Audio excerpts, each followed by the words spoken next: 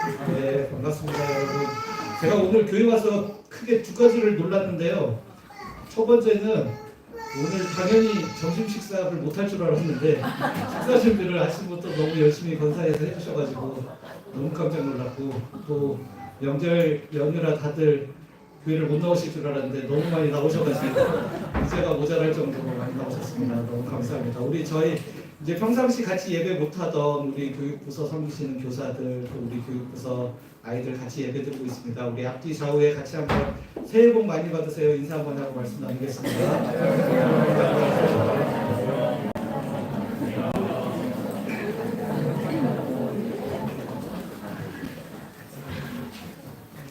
제가 작년 말 높은 뜻 씨앗이되어 교회를 사임하던 때 한 집사님께서 이 여기 그림에 나오는 선물을 저에게 주셨습니다.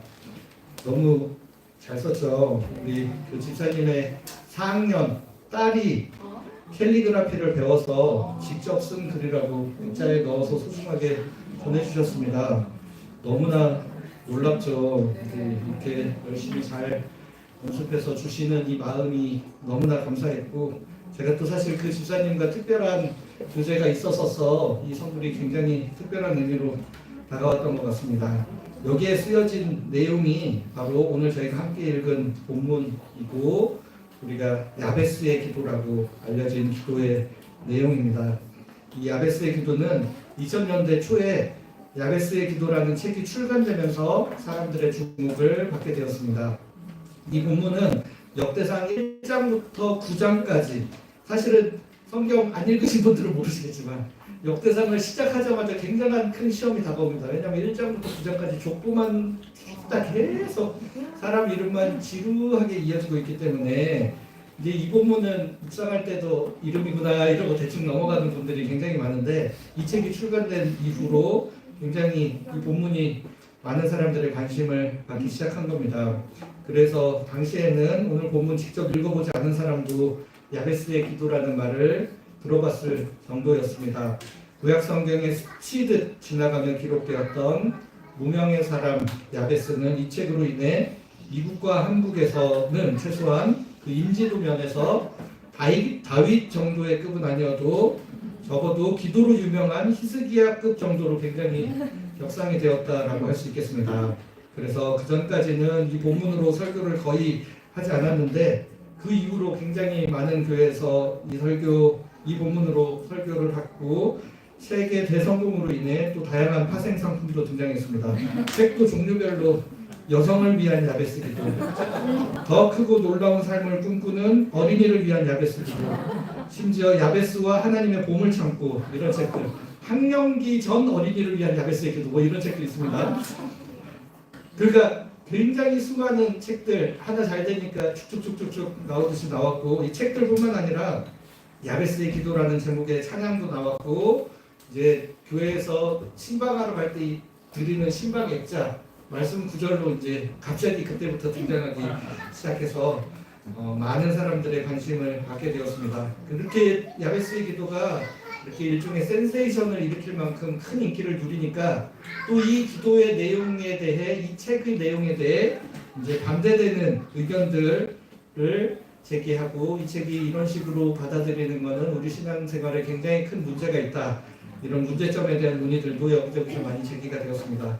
그래서 이 책 저자는 이런 논란이 생기니까 또 야베스의 기도 그 후라는 책을 해서 또 돈을 버셨습니다. 이 책 가지고 이제 여러 가지 이야기를 하고 있죠. 그래서 저자가 이 책에서 강조하는 내용은 굉장히 간단합니다. 우리가 하나님께 기도할 때 반드시 정중하고 화려한 미사여구를 동원해야만 하는가 하는 점을 되짚어보는 것입니다. 야베스는 자기가 간절히 원하는 것을 단순하고 솔직하게 하나님께 구했고, 하나님은 그 기도를 들어주셨다라고 이렇게 기록을 하고 있는 겁니다. 그러면서 저자도 자신의 경험, 간증이죠. 소위 말해 간증을 소개하면서 야베스처럼 짧고 명확한 기도를 드렸을 때 하나님께서 다 응답해 주셨다더라라는 이야기를 우리에게 하고 있는 겁니다. 그러나 이 저자가 주장하는 내용 중에 일부는 옳고 일부는 틀립니다.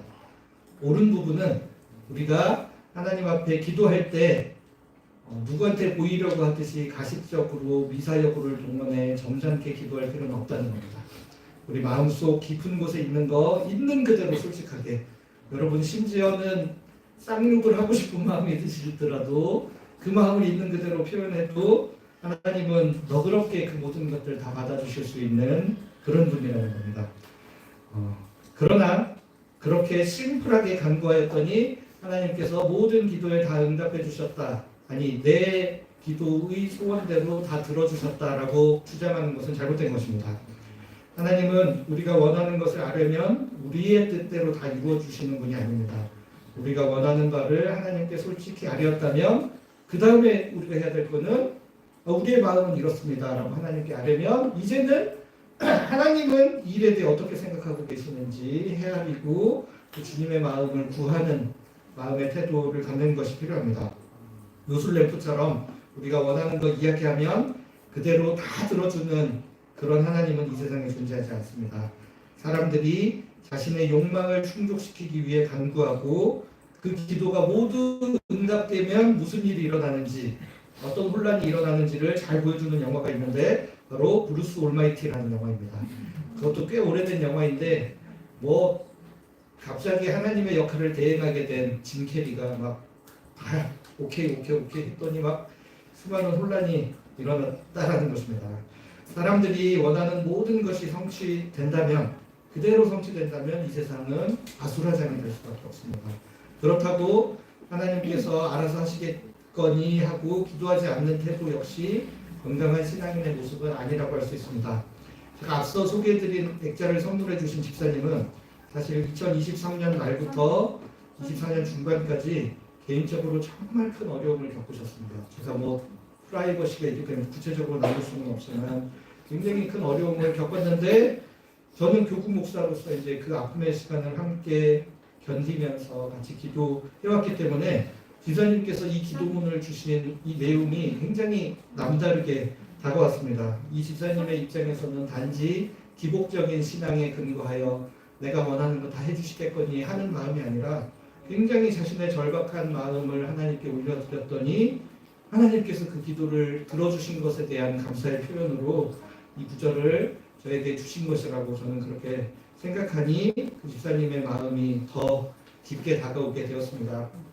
이 야베스의 기도를 통해 하나님께서 우리에게 주시고자 하는 메시지가 분명히 있지만 이 기도가 모든 기도의 모범이 되는 것은 또 아니라고 할 수 있습니다. 어쩌면 이 기도는 특별한 상황에서 드려진 특수한 기도라고도 할 수 있습니다.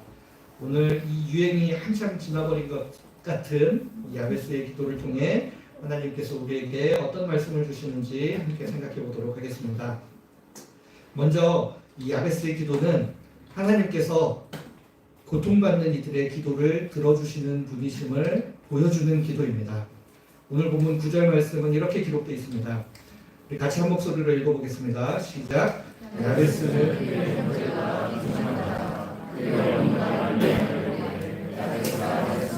이는 내가 소유히 낳았다 하였다. 9절 앞부분만 보시면 야베스는 그의 형제보다 귀중한 자다. 이렇게 하나님이 귀중한 자이기 때문에 기도를 이렇게 잘 들어주시나 하는 오해가 생길 수 있습니다. 그러나 이 평가는 사실 이 야베스의 인생 전체를 돌아본 뒤에 내려진 결과라고 할 수 있습니다. 맨 마지막에 종합적으로 그의 삶을 돌아보았더니 형제보다 귀중한 삶을 살았구나라고 평가를 내린 것입니다. 그러나 야베스의 삶이 처음부터 귀중히 여겨진 것은 아니라고 할 수 있습니다. 왜냐하면 그의 이름에 단서가 있습니다. 야베스의 어머니는 그를 굉장히 고생하고 수고하여 낳았기 때문에 그의 이름을 야베스라고 지었습니다. 이는 고통 또는 수고를 뜻하는 이름, 히브리어 예체구라는 단어에서 온 이름입니다. 다시 말해 그는 태어나면서부터 고통이라는 이름을 안고 살아야 했습니다. 우리 아이들 태어나면 어느 부모가 이런 이름을 지어요.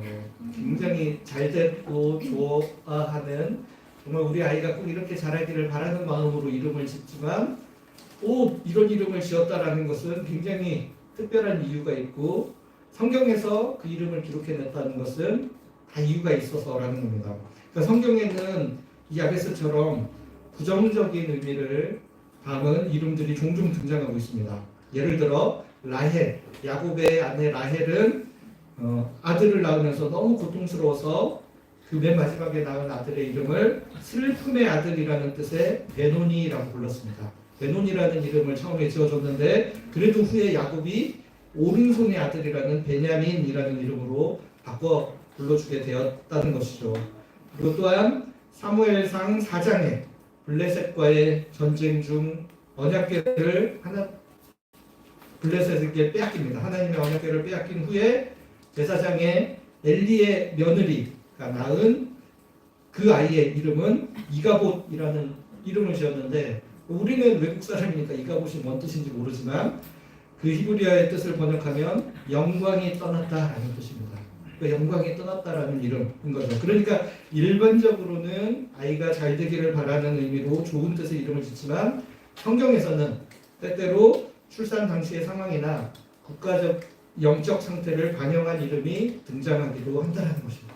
그러니까 이 야베스라는 이름도 사실은 태어날 때 어머니에게 고통을 주었고 그 다음에 그가 이름이 그랬다라는 것 때문에 굉장히 고통 가운데 살았을 것을 굉장히 짐작을 할 수 있다는 겁니다. 그러니까 이 사람이 태어날 때만 어머니한테 고통을 주고 그의 삶이 너무나 평탄했으면 성경에서 굳이 야베스라는 이름으로 이 사람을 소개하지 않는다는 것이죠. 이 이름으로 굳이 이 사람을 소개했다는 것은 이 사람의 삶이 이 사람의 이름과 같이 고통 가운데 있는 사람이었다라는 것입니다. 그래서 야베스는 태어날 때부터 고통 속에서 태어났다는 낙인을 안고 살아야 했습니다.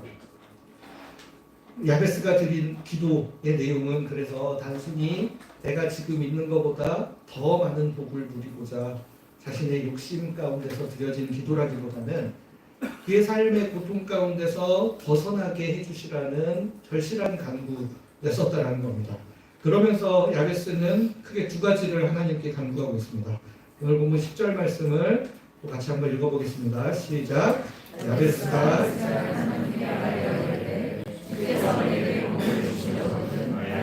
지역을 넓히시고 주의 손으로 나를 도우사 나로 환난을 벗어나 내게 근심이 없게 하옵소서 하였더니 하나님이 그가 구하는 것을 허락하셨다. 여기서도 나타나듯이 첫 번째 간구는 나의 지역을 넓혀주십시오라는 기도였고 두 번째는 나로 환난을 벗어나 근심이 없게 해달라.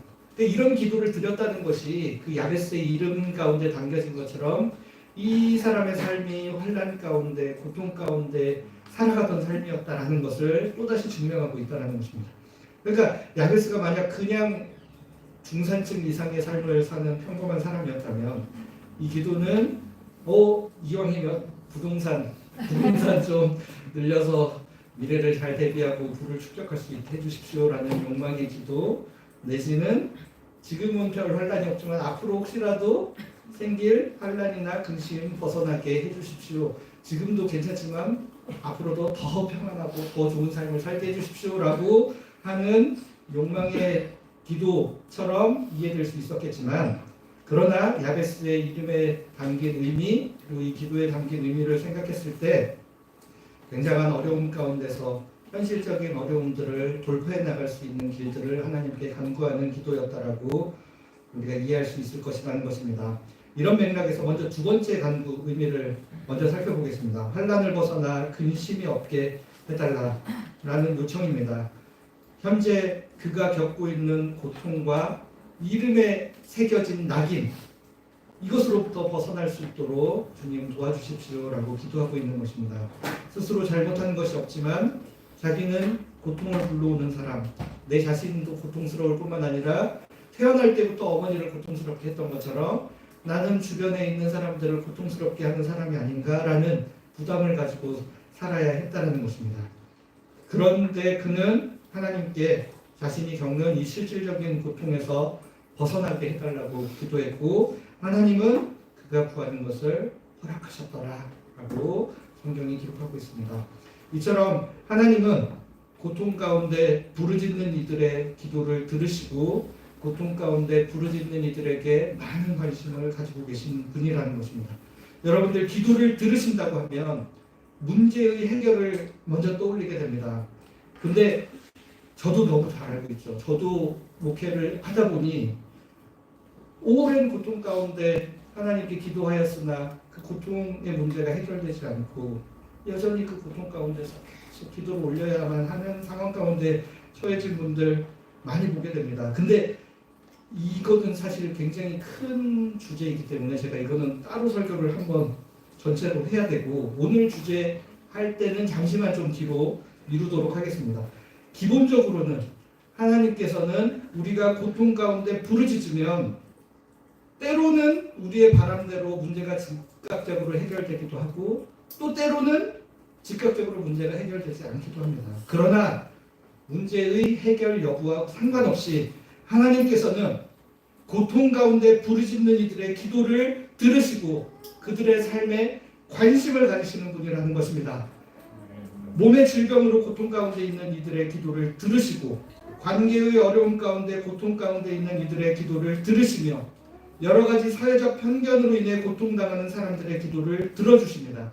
일용할 양식이 주어지지 않아서 매일매일 고통 가운데 살아가야 하는 이들의 기도를 들어주십니다.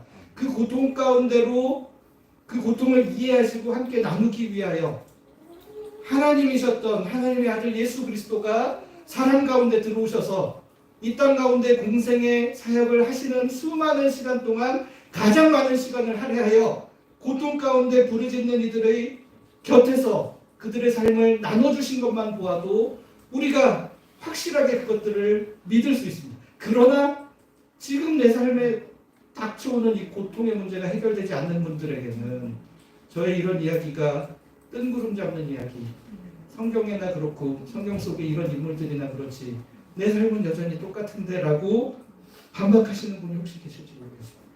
제가 그런 분들에게는 반박을 하지 않겠어요. 그럴 수도 있어요. 그거 어떻게 반박을 하겠어요. 이거 아무리 논리로 선명하고 하나님 이런 분이시라고 이야기해도 내가 못 느끼면 그거를 어떻게 받아들이겠냐는 거. 그럼에도 불구하고 제가 성경에 근거하여 하나님은 이런 분이시다라고 말씀드리는 것은 성경에 기록된 하나님의 마음이 제가 읽어본 바에 의하면 지금 당장 뭔가 문제의 해결은 이루어지지 않을지라도 궁극적으로는 우리에게 참 평안과 행복을 주시기를 너무나도 바라시는 분이 우리 하나님이시라는 것을 성경의 수많은 말씀을 통해 확인할 수 있기 때문입니다. 그것도 일관적으로 그런 모습을 하나님께서 보여주고 계시기 때문입니다. 창세기에 보시면 사라에게 쫓겨나서 사막에서 부르짖던 하갈과 이스마엘의 이야기가 나옵니다. 사실은 이삭이 하나님의 언약 백성이고 이스마엘은 사실은 일종의 버려진 것 같은 사람인데도 불구하고 하갈과 이스마엘이 사막 가운데 부르짖었을 때 하나님께서는 하갈과 이스마엘의 부르짖음에 응답하시고 그들의 삶을 앞으로 책임지시겠다. 애굽에서 종살이하던 이들의 부르짖음을 들으셔서 모세를 보내셨다. 사사시대 외적의 침입으로 인하여 고통당하던 이들의 부르짖음을 들어주셨습니다. 근데 문제는 시간의 간격이 굉장히 우리의 생각과 다를 수 있다는 부분이 있다는 걸 우리가 기억해야 됩니다. 여러분들 요셉 이야기 들으시면 요셉 인생이 너무 잘 풀린 걸로 생각하시죠. 하지만 요셉이 17살에 형들에게 팔려가지고 총리가 될 때까지 나이가 성경이 정확히 그 나이를 기억하고 있거든요. 30세. 약 13년의 시간을 종살이하고 감옥에 갇혀서 지냈는데 성경에서는 그냥 몇 마디로 2년 후에 몇 년이 지난 후에 이런 식으로 표현이 되니까 우리로서는 요셉의 인생은 잘 풀렸는데 왜 내 인생 이런 오해를 하게 되지만 사실 이 성경에 기록된 수많은 사람들의 삶의 이야기 가운데 비록 뭐 한 달 뒤, 두 달 뒤에 하나님이 그 기도에 들어주실지라도 그 한 달의 시간을 보내는 과정 가운데는 너무나 괴롭고 고통스러운 시간들이 그 가운데 새겨져 있을 수 있다는 겁니다. 야베스도 보시면 나로 환난을 벗어나 내게 근심이 없게 하옵소서 하고 하나님이 그가 구하는 것을 허락하셨더라 했더니까 그냥 말한 짓이 들어준 것처럼 오해를 할 수 있겠지만 야베스가 이런 기도를 드릴 때까지 그 시간의 간격은 우리가 다 알지 못합니다.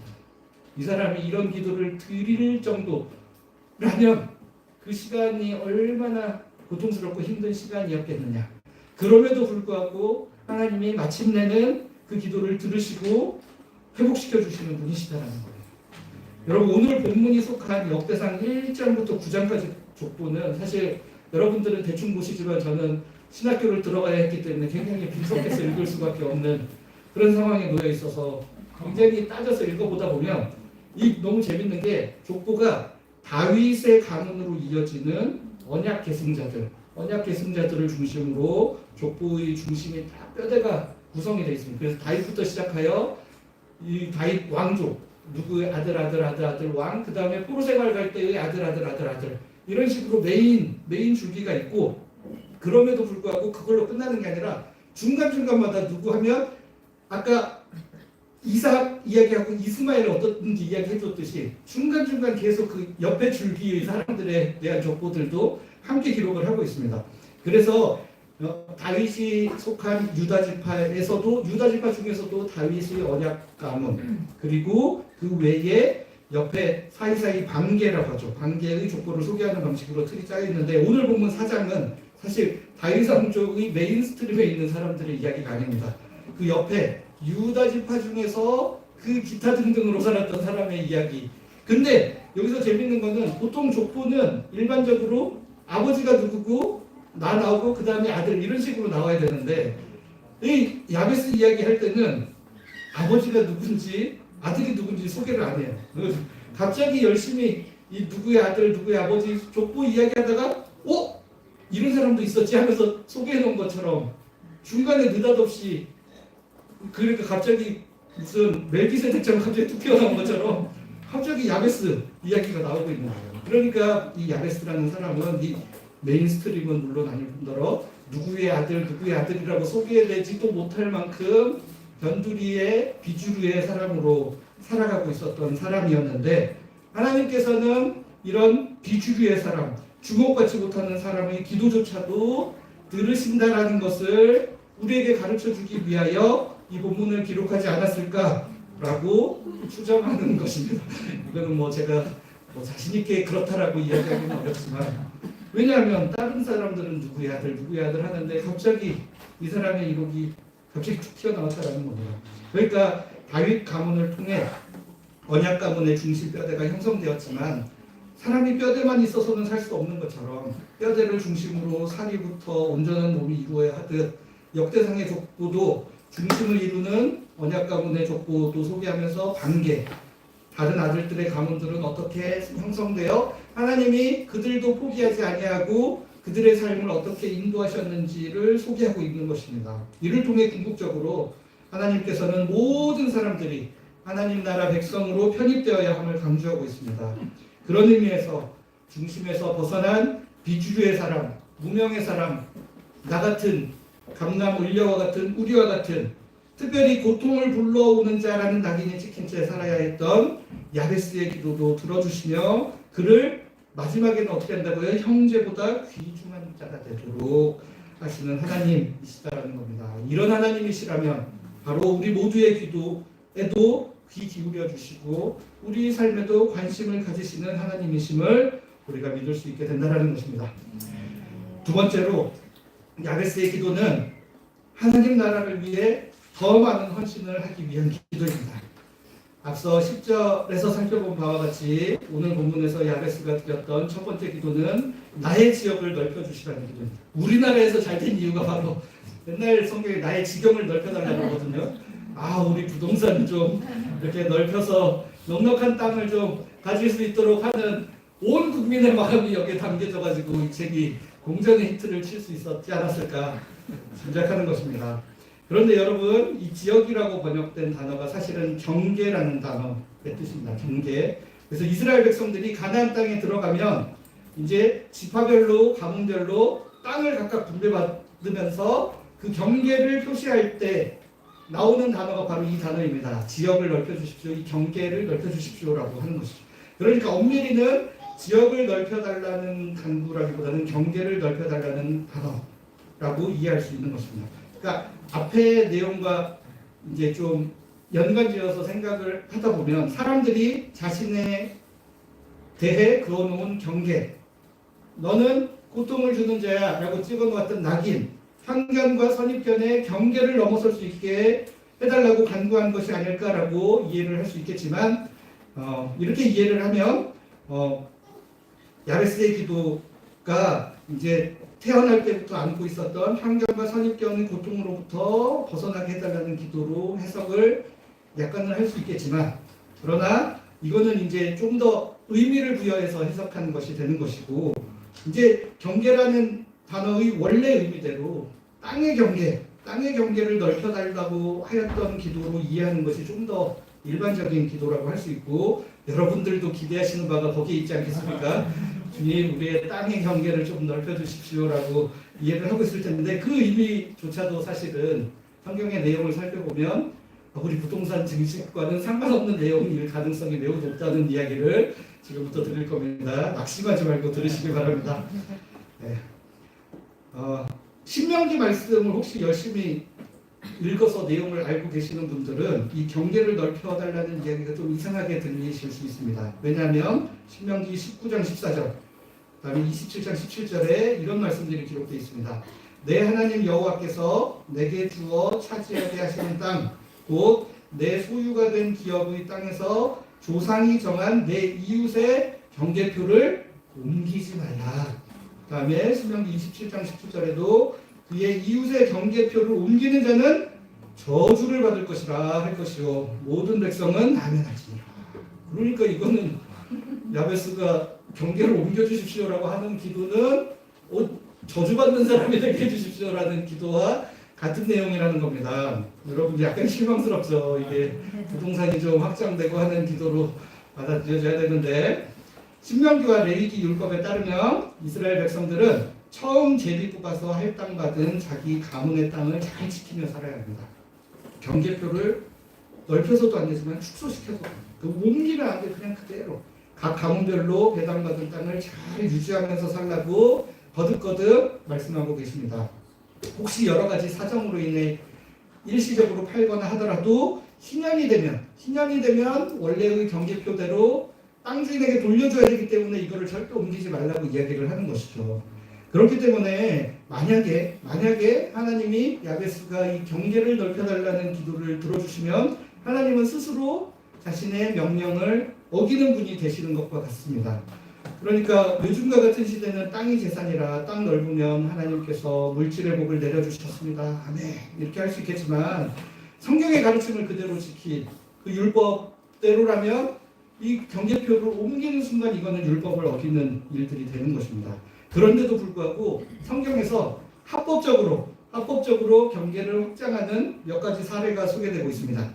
첫 번째는 이 못 쓰는 땅이나 남들이 쳐다보지 않는 못 쓰는 땅, 맹지라 그러나요? 맹지. 가나안 민족이 사는 땅을 개척하는 것은 괜찮다라고 성경에서 허락을 해주는 것이죠. 여호수아 17장 14절부터 18절까지 말씀을 보시면 요셉 자손이라고 해서 이제 에브라임 지파, 므낫세 지파를 합쳐서 요셉 자손이라고 하는데, 여호수아에게 이렇게 요구를 하고 있습니다. 17장 14절 말씀 한번 읽어볼까요? 시작. 요셉 자손이 여호수아에게 말하였는데 여호와께서 지금까지 내게 복을 주심으로 내가 그들이 되었거든. 당신이 나의 기적을 위하여 안색이 한 군깃으로만 내게 주시는 어찌하리까. 네, 그러니까 이 요셉 지파는 요셉이 에브라임과 므낫세 두 아들 낳아서 각각의 지파를 이룰 만큼 굉장히 번성하고 하나님이 큰 복을 내려주셔서 자손의 수가 많았는데 땅을 똑같이 한 분깃만 주시면 우리는 너무 좁아서 살기가 어렵지 않습니까? 이렇게 이야기했을 때 여호수아 17장 17, 18절 말씀을 통해 여호수아가 이런 식으로 이야기합니다. 제가 한번 읽어보겠습니다. 여호수아가 요셉 집안 곧 에브라임과 므낫세 지파에게 말했다. 여러분은 사람이 많고 힘도 셉니다. 제비 뽑아 나누어 받을 땅도 한 몫만은 아닐 것입니다. 그 산지를 여러분이 차지할 것입니다. 숲도 차지할 것이므로 그 숲을 농토로 일구십시오. 그 끝부분까지 여러분이 차지할 것입니다. 가나안 사람들에게 쇠 전투 수레가 있어서 강하다고 해도 여러분이 그들을 몰아낼 수 있을 것입니다. 왜냐하면 여러분들은 사람이 많기 때문이고 그렇기 때문입니다. 그러니까 너희가 큰 민족이라서 많은 분깃이 필요하다고 이야기하니 너희가 큰 민족이니까 개척도 할 수 있겠구나. 가나안 족속도 더 잘 물리칠 수 있겠구나. 그러니까 가서 개척하여 사람이 살 수 없는 땅을 일구어서 사람 땅으로 만들어라 라고 이야기를 하고 있는 겁니다. 남들이 가지 않으려고 하는 곳 먼저 가서 헌신하고 고생해서 땅을 개척하는 것이 성경에서 합법적으로 경계를 확장하는 첫 번째 사례입니다. 돈이 돈을 낳는다고 많은 돈으로 투자해서 더 많은 돈을 벌듯 그렇게 지역을 넓혀가는 것이 아닙니다. 수지타산이 분명히 안 맞습니다. 수지타산이 안 맞아서 딴 사람들은 맹지라고 생각하고 감히 시도하기 어려운 공익적인 일들에 하나님께서 맡기신 것을 투자함으로 하나님 나라로 만들어가라는 것입니다. 그 땅을 하나님 나라로 만들어서 내 지역을 넓히고 하나님 나라의 지역을 확장하는 것이 바로 성경이 이야기하는 지역을 넓히는 첫 번째 방법이라고 할 수 있습니다. 여러분들 굉장히 실망하고 계셨는데 하나님한테 기도했더니 이거 오히려 혹 들어갔다가 혹을 붙인 것 마냥 짐을 이렇게 한. 그러니까 여러분들 그런 기도 섣불리 하시기보다 주신 것에 감사하면서 하겠습니다 하는 기도도 굉장히 좋은 기도라고 할 수 있습니다. 두 번째로 확장할 수 있는 방법이 있는데 그게 뭐냐면 기업 누르기라는 것을 하는 겁니다. 레위기 25장 24절 25절 말씀을 보시면 너희 기업의 온 땅에서 그 토지 누르기를 허락할지니 만일 내 형제가 가난하여 그의 기업 중에서 얼마를 팔았으면 그에게 가까운 기업 물을 자가 와서 그의 형제가 판 것을 물어보시오. 그러니까 형제가 가난해가지고 이제 어쩔 수 없이 빚을 지고 땅을 팔았으면 그 옆에 있는 형제가 와가지고 자기 돈으로 그거 갚아주고 다시 원상복귀 시켜줘라. 그렇게 하면서 이제 기업을 회복하는 것을 통하여 기업을 확장하는 거라는 거죠. 그러니까 만약에 기업을 돌려받아야 할 형제에게 자손이 없어서 그냥 죽어버렸다. 그러면 바로 룻기에 나오는 것처럼 그 가까운 친족이 먼저 죽은 형제의 가족을 부양하는 책임을 같이 지면서 그 땅을 책임지는 그런 형태로 기업이 확장되는 거죠. 그러니까 처음에는 내가 가지던 땅, 형제가 가지던 땅이었는데 형제가 자녀 없이 죽었고 또 마침 형제가 이거를 다른 사람한테 잡힌 상태.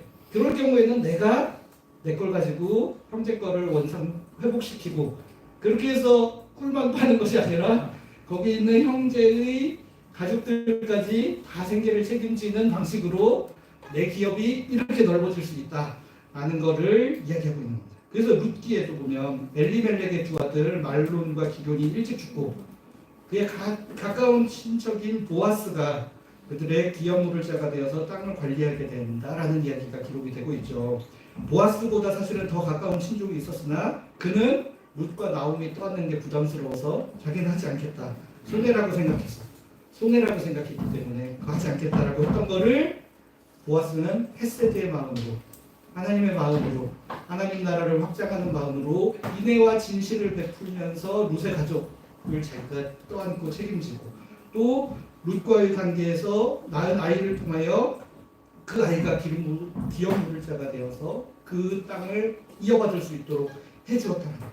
하나님이 이 보아스의 마음을 얼마나 귀하게 보셨는지 아까 말하는 언약 가문의 메인스트림으로 보아스를 편입시키셔서 보아스를 통하여 다윗 왕이 태어날 수 있도록 하나님께서 은혜를 베풀어 주셨다는 것입니다.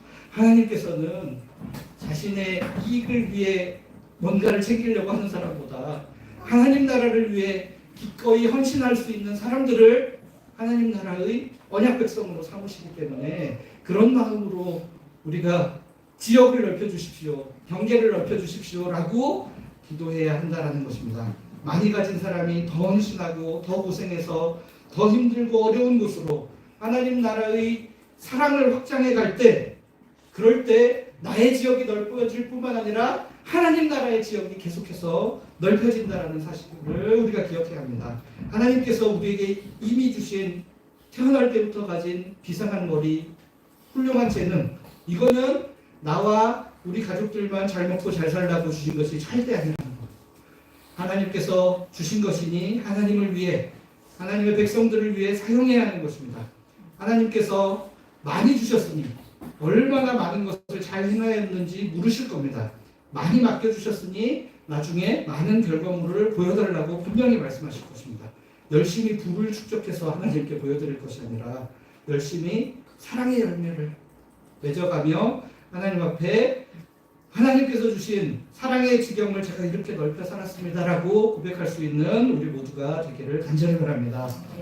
이제 말씀을 맺겠습니다. 여러분, 긴 명절 연휴를 맞이하여 사랑하는 가족들을 만나는 날입니다. 가족들끼리 만나서 좋은 덕담도 나누시고 그동안 우리 삶에 베풀어 주신 하나님의 은혜를 나누는 기쁨도 누리시면 좋겠습니다. 우리가 함께 만나서 서로 기도할 때 먼저는 오늘 우리가 함께 나눈 야베스의 기도처럼 혹시라도 어려움 가운데 있는 우리의 가족, 친족들이 있으면 그 우리 가족들의 아픔을 하나님께서 좀 덜어주시라고 함께 마음을 나누고 함께 기도하는 여러분들 되시면 좋겠습니다. 하나님께서 우리 가족의 어려움을 두고 함께 기도하는 우리 모두의 기도 들으시고 관심 가져주시리라 믿습니다. 그리고 오랜만에 자녀들, 조카들 만나서 덕담하실 때 그냥 공부 잘하고 부자 되라고 덕담하시는 것이 아니라 하나님 나라를 위해 기꺼이 자신의 것을 내놓을 줄 알고 헌신할 줄 알고 하나님 나라와 세상에 더욱 이로운 사람이 될 수 있도록 진심으로 빌어주는 우리 모두가 되기를 간절히 바랍니다. 이런 기쁨으로 가득 찬 명절이 되어 우리 모두에게 행복한 시간들 되기를 바랍니다. 같이 기도하겠습니다. 하나님, 귀한 명절을 맞이하여 사랑하는 가족들을 오랜만에 만나고 또 시간을 내어 함께 시간을 보내는 모든 예수마을의 성도들을 축복하여 주시옵소서. 오가는 여정을 안전하게 지켜주시어 오가는 여정 자체도 기쁨의 시간이 되게 하여 주시옵소서. 또한 사랑하는 가족들과 만나 서로의 아픔을 함께 주님께 아뢰고 참된 하나님 나라의 백성으로서의 삶을 살아가도록 복을 빌어주는 귀한 만남이 될 수 있도록 주님께서 우리의 만남 가운데 함께하여 주시옵소서. 저희의 모든 간구를 들으시고 가장 좋은 것으로 응답하여 주시는 예수 그리스도의 이름으로 기도드립니다. 아멘. 승리 찬양 같이 하겠습니다. 모두 잘해서